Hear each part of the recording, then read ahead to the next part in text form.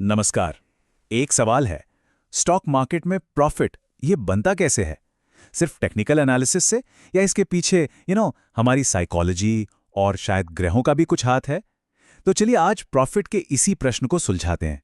एक बात साफ कर दें, हम यहाँ प्रिडिक्शन नहीं दे रहे, हम पर्सपेक्टिव दे रहे हैं ताकि मार्केट और जीवन दोनों में थोड़ी क्लैरिटी आए।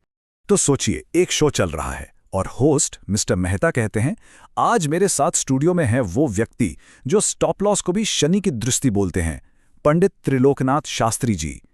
बस यहीं से शुरू होती है हमारी आज की बात कि क्या मार्केट के हर मूव के पीछे सच में ग्रहों का हाथ है। सबसे पहले बात करते हैं मल्टी बैगर के मायाजाल की। ये वो प्रॉब्लम है जिससे हम सब, हर इन्वेस्टर जूझता है कि भाई एक विनिंग स्टॉक को आखिर बेचना कब है। सवाल कितना सिंपल लगता है ना, लेकिन इसका जवाब उतना ही मुश्किल है।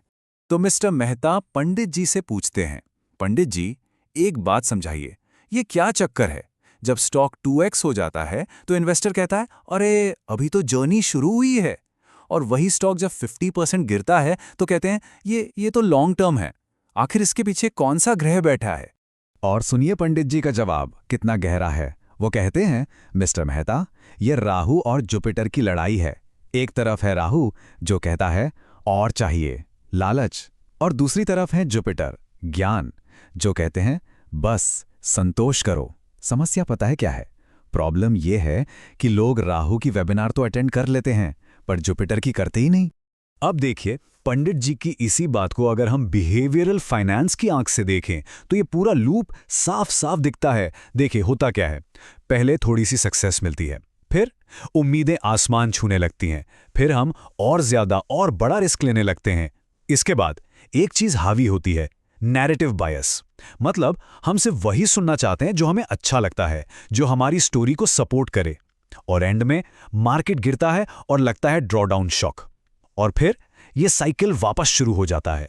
चलिए अब आते हैं दूसरे हिस्से पर, स्टॉप लॉस यानी ईगो की सर्जरी। ये वो गलती है जो शायद सबसे कॉमन है। अपने लॉस को टाइम पर नहीं काटना, स्टॉप लॉस को बस इग्नोर कर देना। और यहां पंडित जी एक ऐसी बात कहते हैं जो सीधे दिल में उतर जाती है। वो कहते हैं स्टॉप लॉस ये कोई फाइनेंशियल टूल नहीं है, ये ईगो की सर्जरी है। कितनी बड़ी बात है। लोग पैसा खोना तो टॉलरेट कर लेते हैं, पर यह मानना कि वो गलत हैं ये टॉलरेट नहीं कर पाते। जरा सोचिए इस बारे में। ये सिर्फ मार्केट की बात नहीं है, जिंदगी के कितने ही फैसलों पर यह बात लागू होती है। तो ऐसा होता क्यों है? इसके पीछे एक साइकोलॉजिकल रीजन है जिसे कहते हैं एंडाउमेंट बायस। इसका सीधा सा मतलब है कि जिस चीज के हम मालिक बन जाते हैं ना, हमें वो उसकी असली कीमत से कहीं ज्यादा वैल्यूएबल लगने लगती है। उस स्टॉक को बेचना ऐसा लगता है जैसे अपने जिस्म का कोई हिस्सा काट कर दे रहे हैं। और एक और वजह है संक कॉस्ट फैलेसी। ये क्या है? जितना ज्यादा टाइम, पैसा या इमोशन हम किसी चीज में लगा देते हैं, उससे निकलना उतना ही मुश्किल हो जाता है। दिमाग बस एक ही बात कहता है, यार इतना इन्वेस्ट कर दिया है, इतना आगे आ गए हैं, अब पीछे कैसे हटें? तो मिस्टर मेहता इस सारी डिस्कशन को एक लाइन में बड़े मजेदार तरीके से समअप करते हैं। वो कहते हैं, तो पंडित जी मतलब ट्रेडिंग का असली इंडिकेटर आरएसआई नहीं है, ये ईएसआई है, ईगो स्ट्रेंथ इंडेक्स। और पंडित जी भी कहते हैं बिल्कुल, और जब ईएसआई ओवरबॉट हो जाए तो करेक्शन तो आना ही है। ओके, अब आते हैं तीसरे और सबसे गहरे हिस्से पर, पोर्टफोलियो वर्सेस पर्सनालिटी। एक सवाल है, क्या हमारा पोर्टफोलियो सिर्फ हमारे फाइनेंशियल डिसीजंस की झलक है, या फिर यह हमारी पूरी पर्सनालिटी का आईना है? यहां पंडित जी एक ऐसी बात कहते हैं जो सोचने पर मजबूर कर देती है। वो कहते हैं, इंसान डाइवर्सिफिकेशन अपने पोर्टफोलियो में तो कर लेता है पर अपनी पर्सनालिटी में नहीं करता। और आगे कहते हैं, जब तक अंदर का एसेट एलोकेशन नहीं बदलेगा तब तक बाहर के रिटर्न्स स्टेबल हो ही नहीं सकते।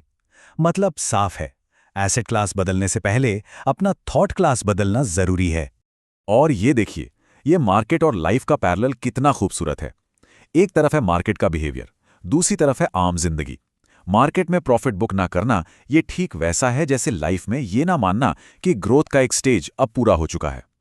एक ही सेक्टर में अटके रहना ये वैसा है जैसे हम अपनी एक ही आइडेंटिटी से चिपक कर रह जाते हैं। एक ही स्ट्रैटेजी रिजिडिटी से फॉलो करना वो आदत वाली सोच में बंध जाने जैसा है। और मार्केट का बदलता दौर इग्नोर करना ये अपने व्यक्तिगत विकास को इग्नोर करने जैसा है। कनेक्शन देखिए।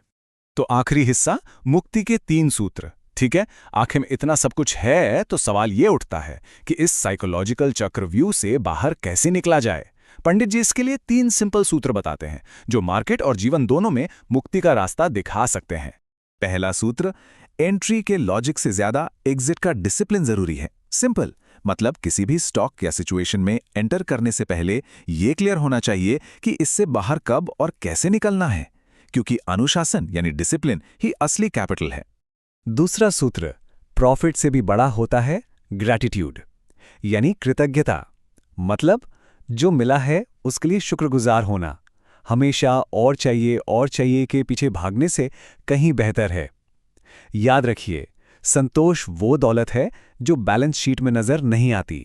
और तीसरा, आखिरी सूत्र, मार्केट को अपना गुरु समझिए, कसीनो नहीं। मार्केट आईना है, ये हमें हमारा लालच, हमारा डर, हमारा पेशेंस सब दिखाता है। ये सेल्फ ऑब्जर्वेशन का एक जरिया है, सिर्फ पैसा बनाने की मशीन नहीं। तो इस पूरी चर्चा को पंडित जी के इस आखिरी विचार के साथ खत्म करते हैं। वो कहते हैं, जब भी पोर्टफोलियो हिलने लगे ना, उसे ठीक करने से पहले अपने मन का वॉलेटिलिटी इंडेक्स चेक कर लीजिए, क्योंकि असली उतार चढ़ाव मार्केट में नहीं होता, वो हमारे मन के अंदर होता है। शुक्रिया।